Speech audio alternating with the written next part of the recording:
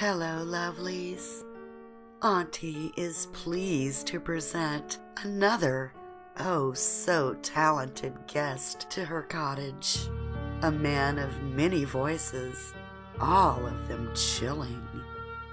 Please welcome Sinister Dark Soul.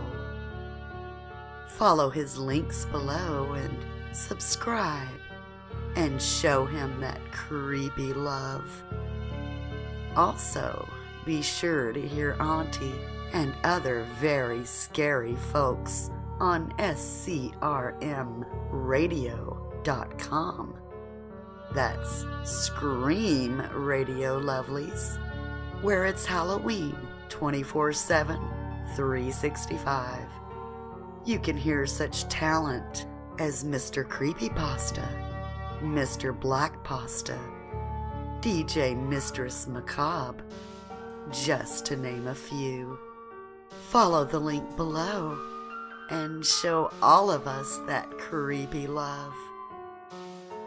For now, dim the lights, get comfy, and hear a very dark tale. The Devil I Don't Know by Lucky Number.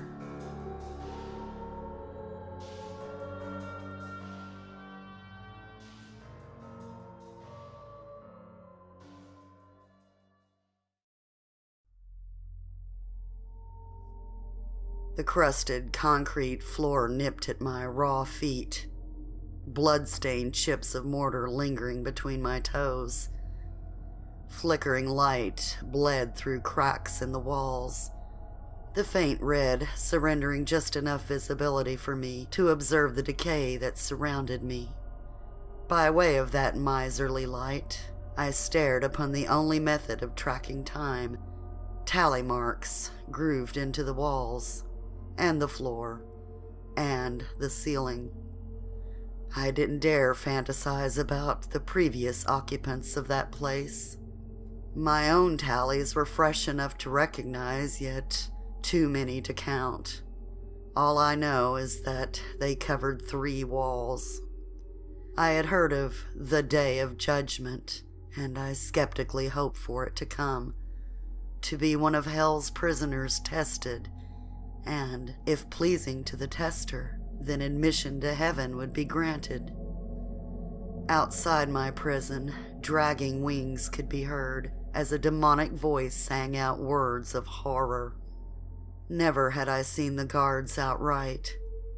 They always remained shrouded in a dark mystique.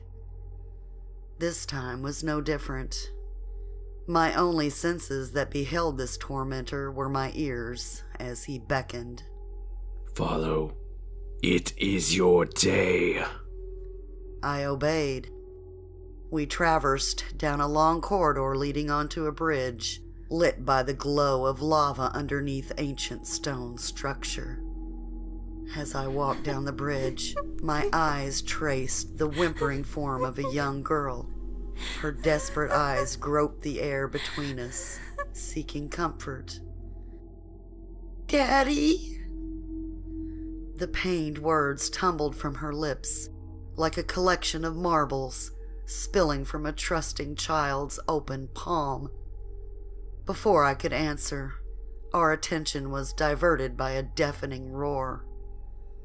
Rock fell from the cliffs, and stones shook away from the monument on which we stood, splashing down into the fiery lake.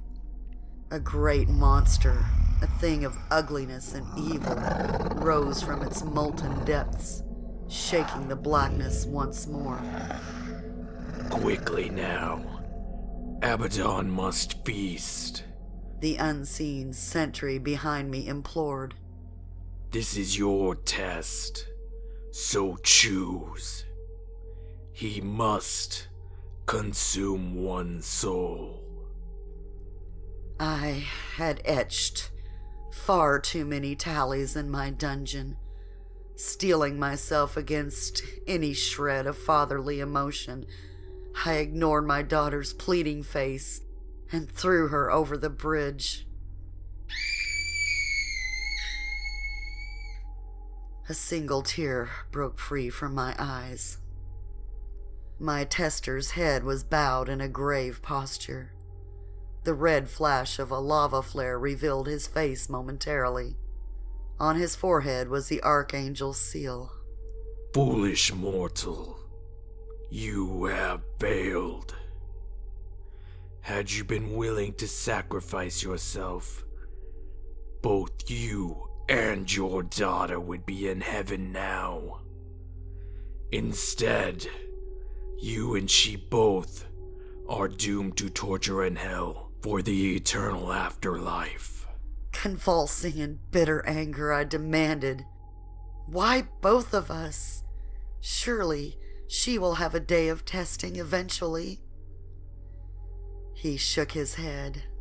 Her day has come and passed.